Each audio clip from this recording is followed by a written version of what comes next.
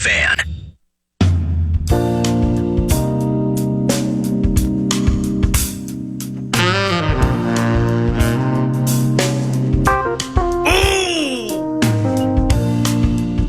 Hell no, we're going to go to playoffs next year. I'll tell you that right now. Hey, this is Jeff. Very clear to me who the Vikings need to pick in this upcoming draft. 2 words, Nas Reed.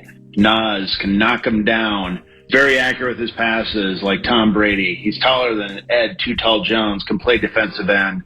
Versatile, slippery, can play running back, can play linebacker. He's the man we need in Minnesota purple.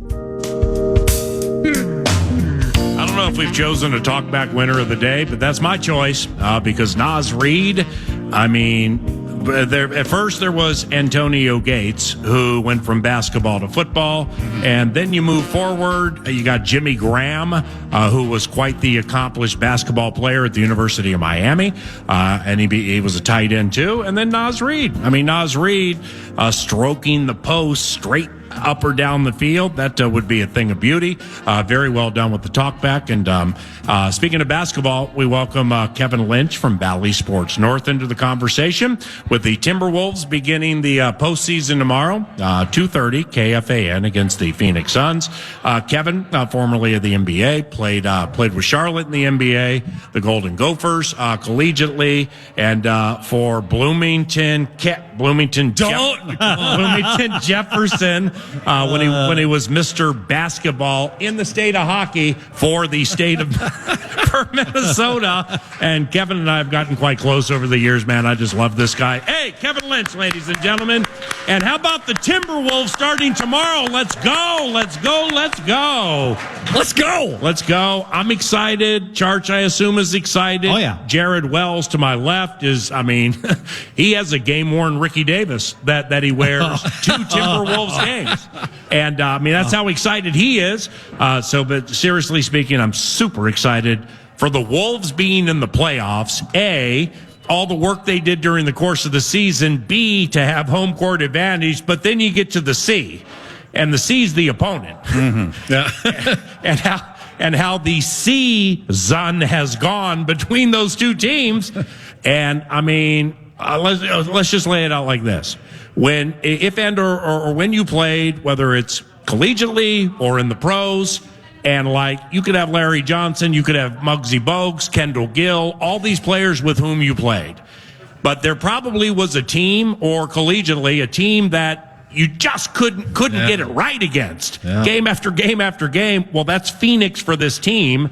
Really 13 of the last 15, like 16 of the last 18 or 19, all 3 this year. They've lost by 15.5 on average. You got Grayson Allen channeling his inner Reggie Miller every single time he plays the team. So then I'm like, all right, well, I'm going to look back at the last time the Timberwolves beat the Phoenix Suns, and it was last year or the year before that, one of the two. And so I'm like, okay, cool, here we go, high-scoring game. Oh, Cat, big game, big game. And then I went to the Phoenix portion of the equation. I'm like, what happened? Well, where's Booker? Not playing. Where's Durant? They got DeAndre Ayton. Oh, wait, he's not there anymore. But they had Ayton. So they beat a depleted Phoenix team. That's fine. Cat had a big game. This is a daunting challenge. How do you think they get around it? And welcome to the feast. Great to have you here. What do you think of the series?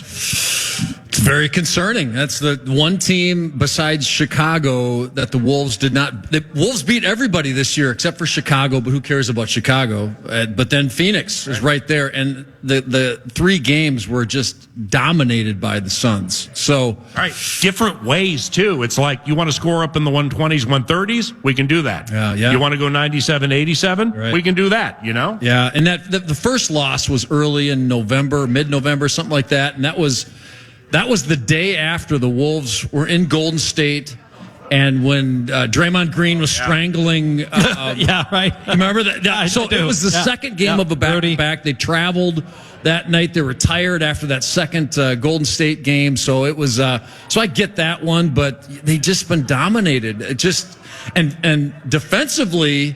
You look at Phoenix, you think offense, all Durant and these guys, Booker, I get it. But then defensively, they've been pretty impressive, too, especially on Sunday. So They got some stuff to figure out here, man. This is going to be an interesting game one for sure.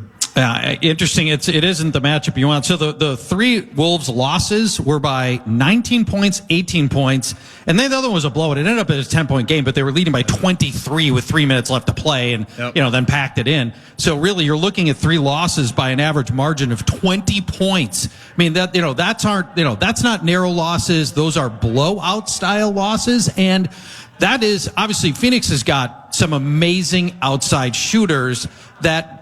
Normally, the Wolves have been able to neutralize some of those guys, but in combination, they haven't had an answer for the three shooters that they've got, and it makes you wonder what you're going to get out of Durant and Booker, and if they need to go into the depth chart, they can do that as well. Beal is a really good, I think, somewhat under the radar player as well.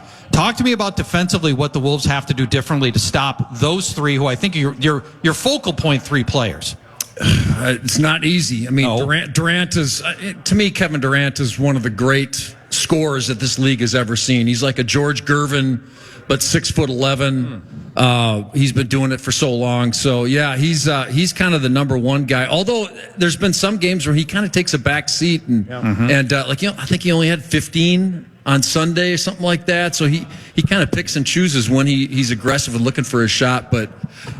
Listen, they don't really have a point guard. They just have a 4 or 5 guys that are like wings that can score, and then you got leaving guys like Grayson Allen wide open. It's a concern. To me, it's like you kind of start with Durant and try to kind of slow him down as much as possible. But they got a lot of weapons, man, and it's one thing I think the Wolves are going to have to do in this series is dominate what goes on under the basket.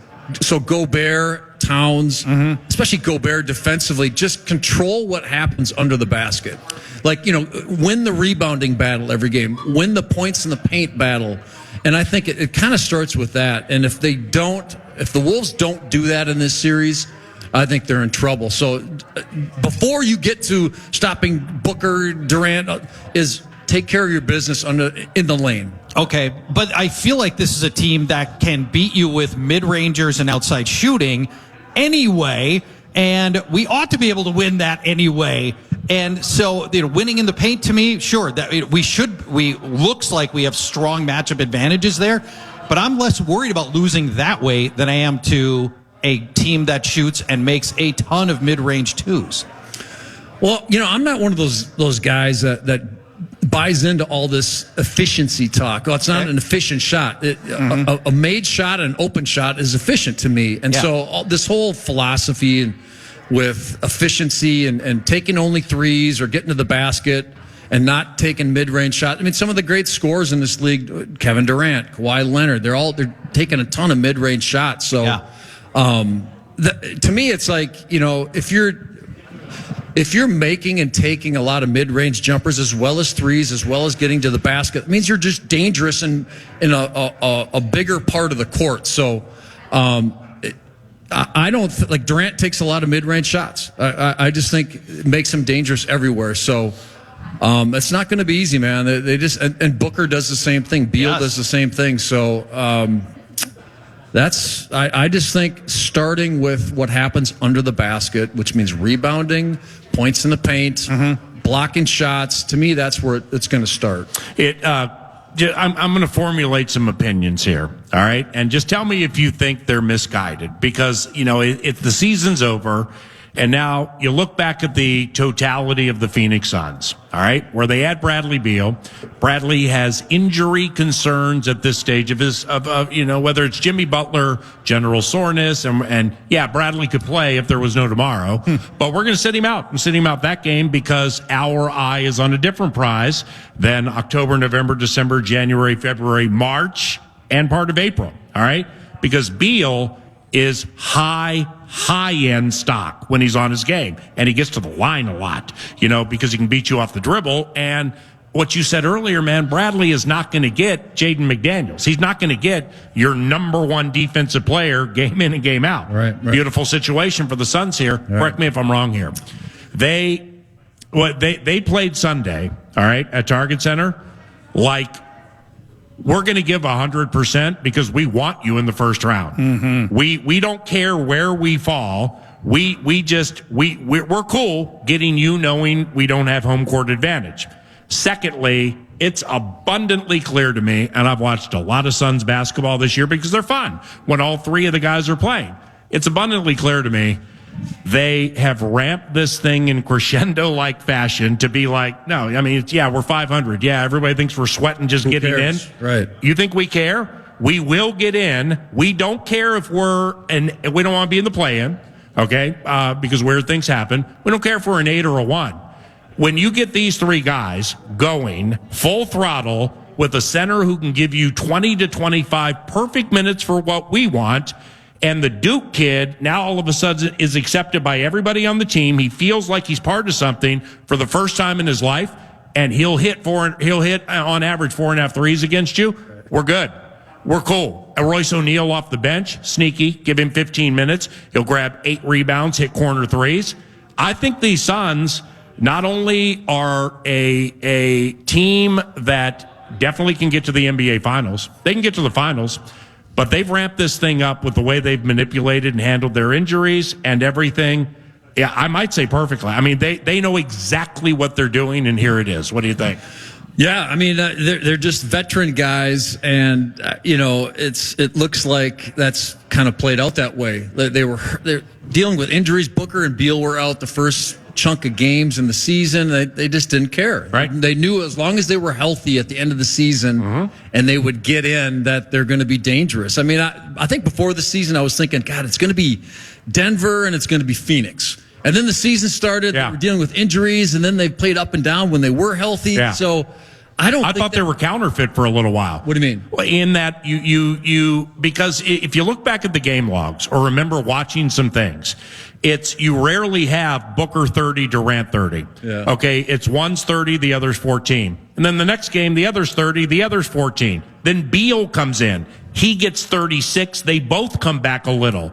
So you would know better than anybody, man, manipulating those three alphas. Those are three, like Dallas is manipulating two. Luka and Kyrie, those are high-end alphas, and it's taken over a year to get that exactly where they want it. And that's another team that if they go to the NBA Finals, I'm not surprised. Those two are playing so well together right now. So add another one in there in Beal, and it's taken a while to have them play agenda-free, but they are, so look out. Yeah, it's kind of like when Durant was with Oklahoma City. Him and Westbrook were going off. Harden. And then you got Harden in there the early years. And what they used to do is kind of take turns. Yeah. Durant would be a Durant night, and he'd get you 35 or 45 or whatever, and Westbrook would take, 14 shots and give you 20. And then the next game, they would kind of trade off. And it was kind of a pattern I started to notice with the Thunder. And I think with these three weapons, it's kind of the same thing. Get healthy initially. Once everybody's healthy, then you kind of take turns on who's going to step up and carry you. So I think they've been what you're saying, Paul, is I think they've been totally comfortable, and they knew what they were doing all along. Absolutely. And here we go. Now they're healthy. Grayson Allen has had an amazing season shooting the basketball. Yeah. The big guy, Nurkic, I've always liked him. He's a better fit, I think, on this team than, say, DeAndre Ayton. Big time. And right now they're feeling good about themselves. So the game one is big. Minnesota's got to get something positive happening. Win a game. Great. At home. Go into game two.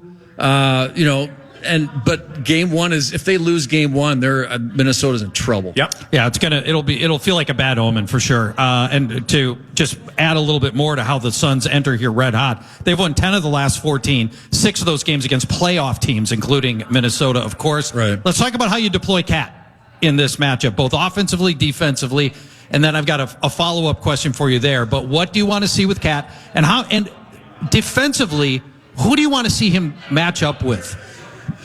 Yeah, that's a toughie. I think isn't it? I think he started on Grayson Allen, I think, on Sunday, and then you got Conley. That's the problem. You got Towns guarding Grayson Allen. The guy led the league in 3-point percentage. 45%. Yes. From 3.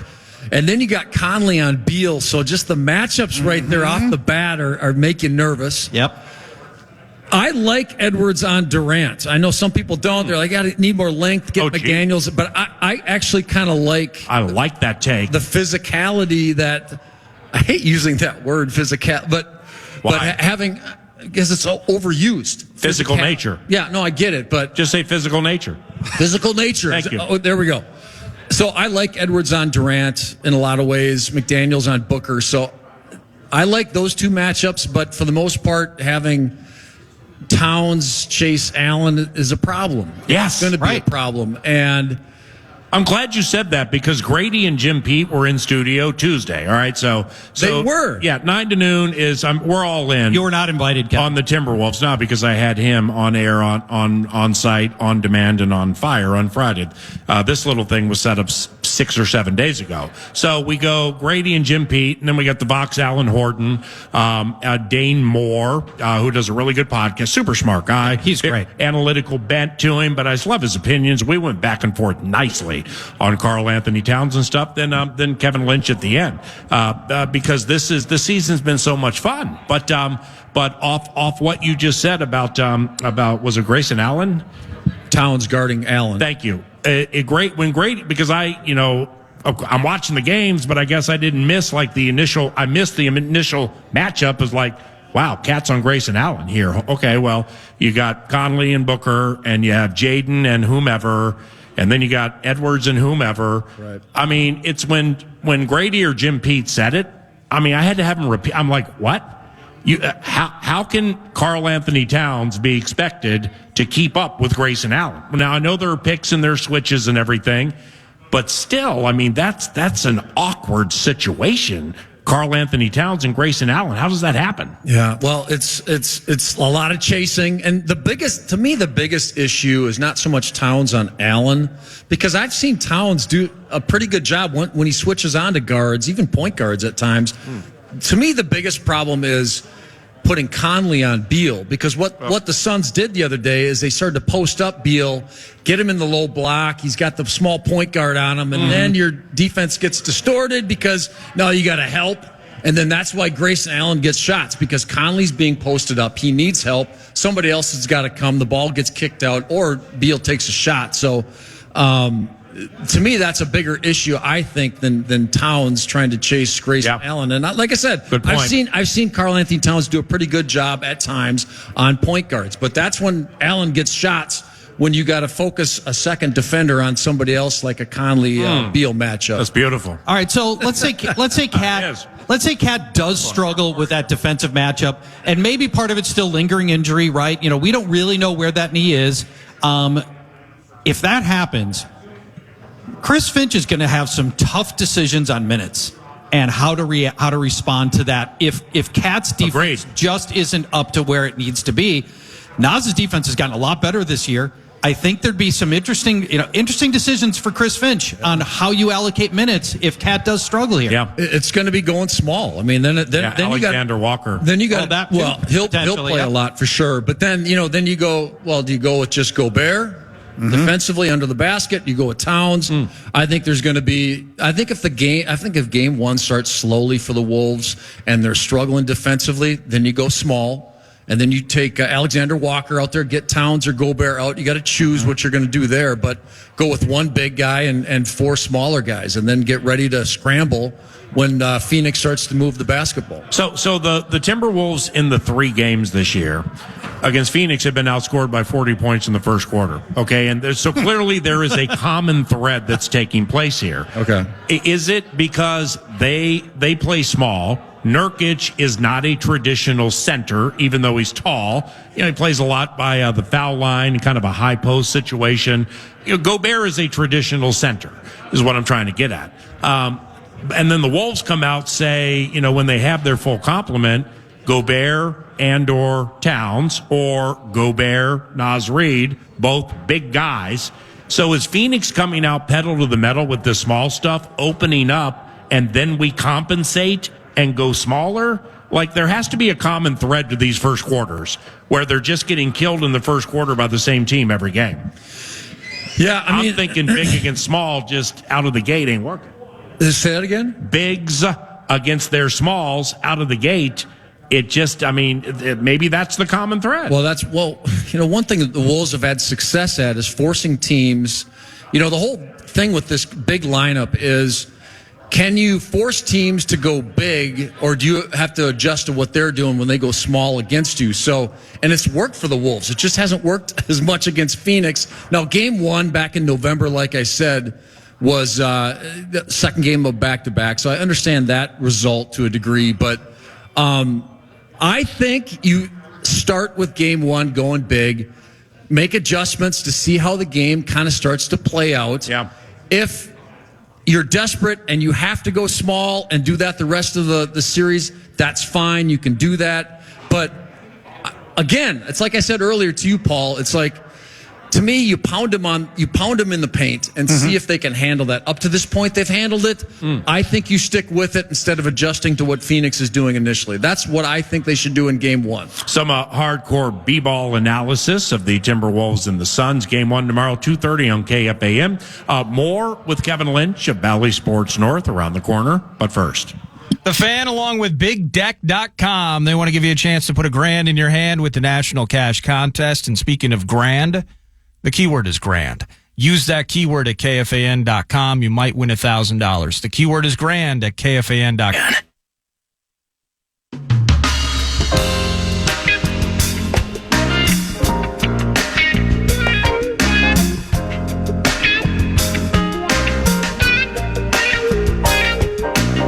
This is Steve in Florida. Nordo knows this about me. I've been telling him for years the Wolves have no outside shooting. So since their identity is built on playing in the paint, they have to own the paint. Cat has to show up.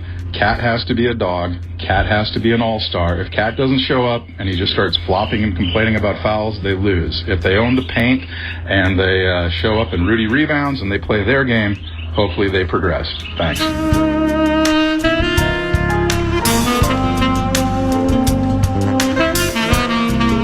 wow. Wonderful, wonderful talk back. And, I mean, Anthony Edwards a few days ago, when I shared this with Alan Horton yesterday. I'm an Anthony Edwards fan, okay? And there are myriad reasons I'm a fan of his, but one of the things that I like most is his vulnerability, where it's like there are games where Chris Fenton, you giggle. It's radio. People can't see it, but you know what I'm talking about, man.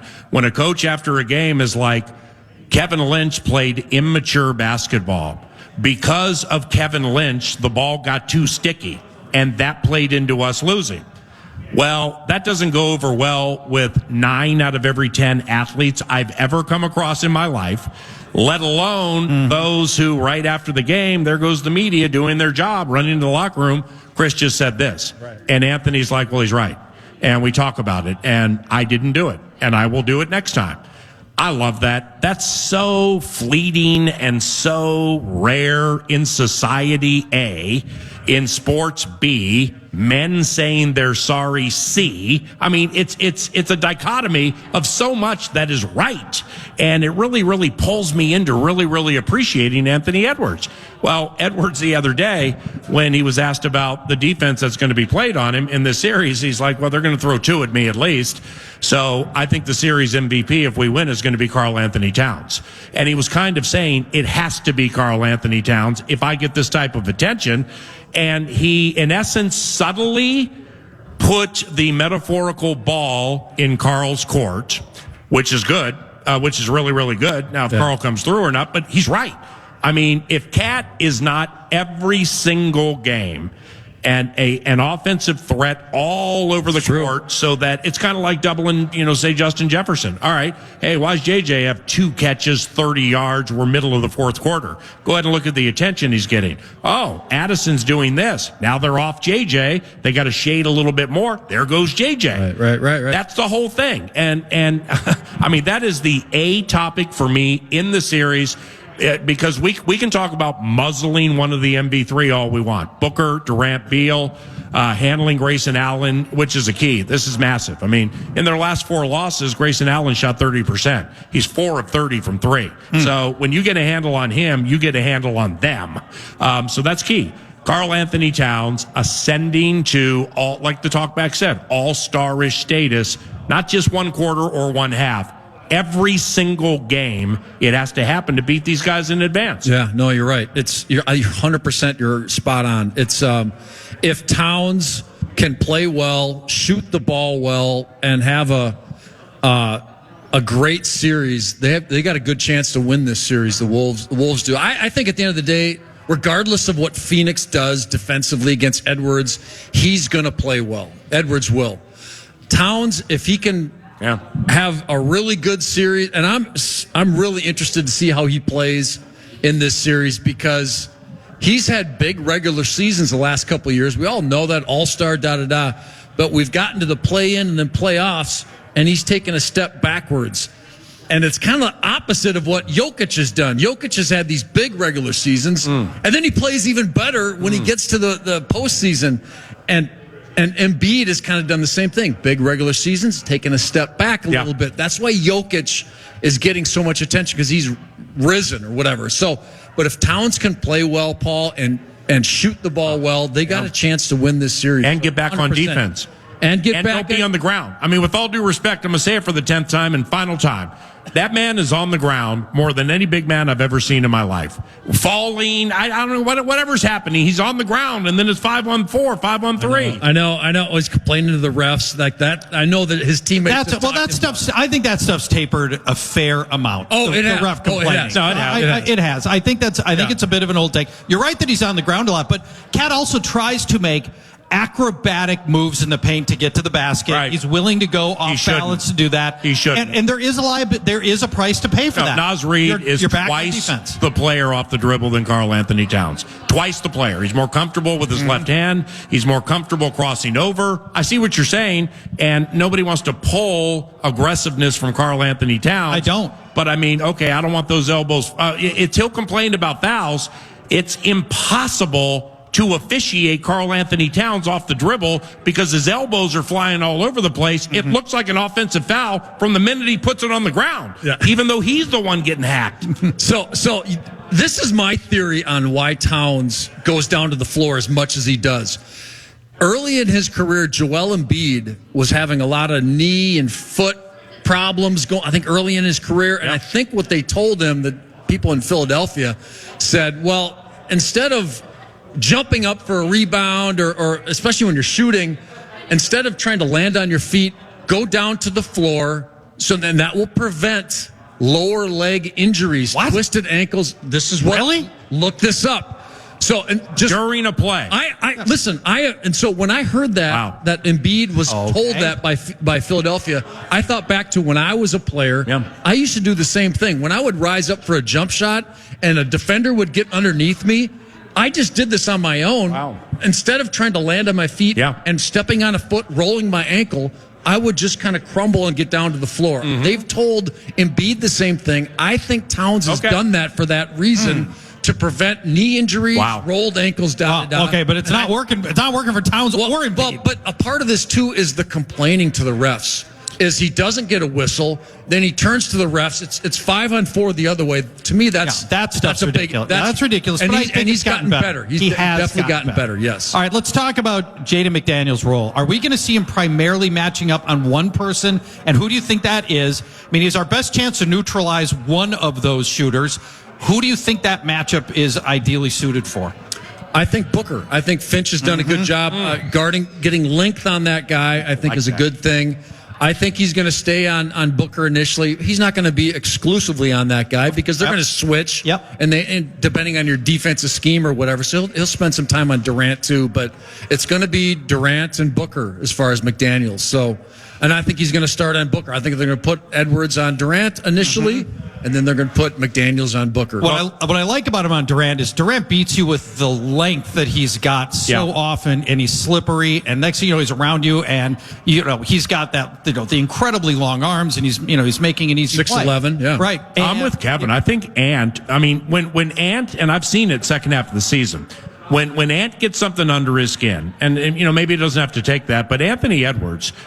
on-ball, one-on-one defense when he's mad, and it's for a lot of players around the NBA. Like Kyrie Irving, okay? Kyrie Irving never will be known for his defensive prowess, but when they were in the NBA Finals with Cleveland, and it's the NBA Finals, and so therefore the metaphorical 95%, an impossible 105 or 110, but you know what I mean. Kyrie Irving's defense on Steph Curry in like the final 5 minutes to win a championship, it was impeccable. I mean, it was, you love these names, Fat Lever, T.R. Dunn, Bruce Bowen, Michael Cooper, from Pasadena High School. It was all of them. They all have it in them. They just don't bring a lot of it out during the regular season. Edwards, when he plays that on-ball, one-on-one defense before the picks, he's a badass. I think Edwards is one of the best on-ball defenders for a player around his size in this league. And that's why, like, when I saw Edwards play as a rookie, his rookie year, 4 years ago, and that's the first time I thought, that's Jordan-like. That's the first thing I noticed out of him was watch Anthony Edwards when he gets locked in on somebody. Well, I don't care who he's playing against, but watch how quickly he stops and starts, and a part of his ability to do that is his strength and his weight. And he doesn't reach. He's not handsy when he does that. No, and that's the first thing, because Jordan used to be like that when he was a young NBA guy, guarding guys, and Edwards actually looked like Jordan to my eye when I watched him play one-on-one defense. It's impressive. This thing's going well in the deep stretch. We now have an Anthony Edwards Michael Jordan comparison after my Anthony Edwards Bruce Bowen comparison, and Bruce T.R. Dunn, one of the great perimeter defensive players in the history of the NBA. So we were talking about, we need Cat to be superstar level play here, right? Can Anthony Edwards just don a cape and just go win this series? Even if Cat doesn't do that, this feels like the opportunity for Ant to take that next level. I think yesterday he said in a year or two he's going to be the best player in the league, but he can start that groundwork here in this series, right? Yes. Oh, he could. I don't think he can against this team. Okay. I think they have too many. They're just feeling good right now, Phoenix, and they have just too many offensive weapons.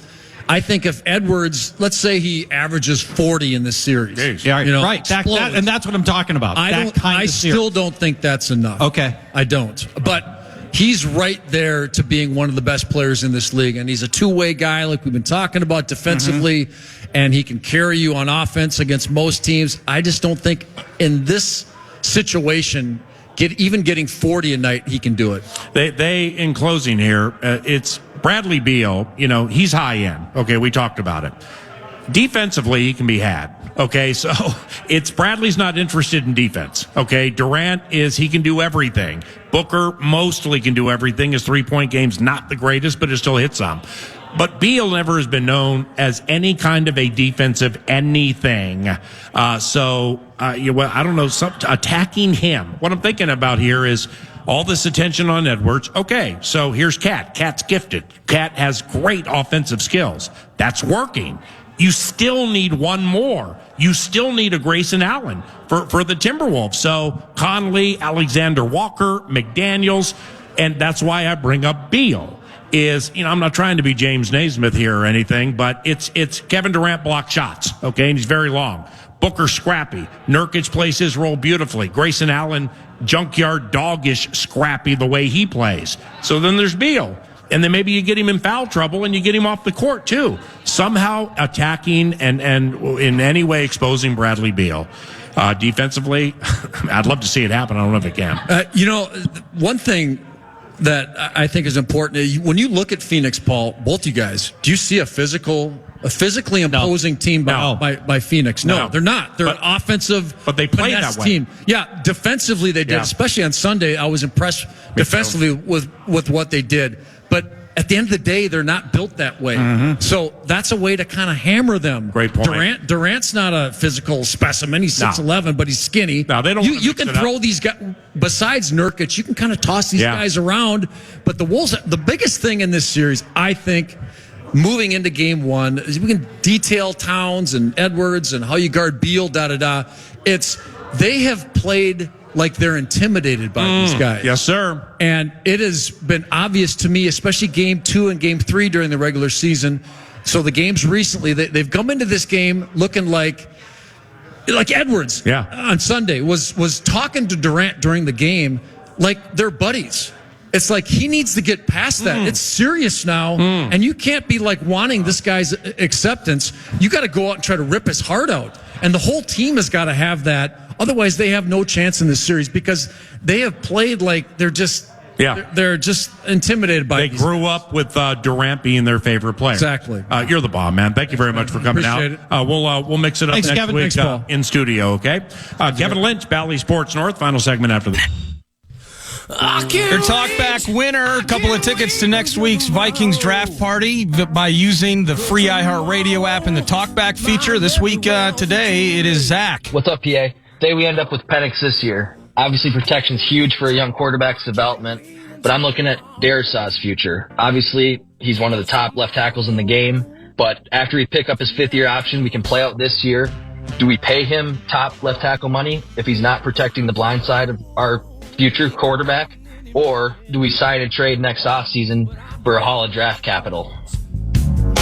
But it could be too late. Another terrific talk back to close 9 to noon from Buffalo Wild Wings Savage. Thanks, everybody, for showing up today. And 9 to noon back with you on a Monday, of course. The programmer's around the corner. Tennessee has invited me to play Program Password today, so I'll be back on the radio at about 1:30. And then, of course, we have the draft show in 6 days from U.S. Bank Stadium. Great job. Good seeing you. Thank you. That's Paul Charchi, and I'm Paul Allen for Nick Madden and his second to none staff, along with Jared Wells and Nordo. I'm Paul Allen. Have a wonderful weekend, and best of luck to the Timberwolves beginning tomorrow. Thank you for listening. Bye. Good times. Scratching and surviving. Good times. 9 to noon. Good times. Now, what did I do wrong? Good times. The game is over. Time for 2 more. If it's good news or money, leave a message. Podcast today's Paul Allen Show, or listen back to previous show and interviews by going to the iHeartRadio app or KFAN.com.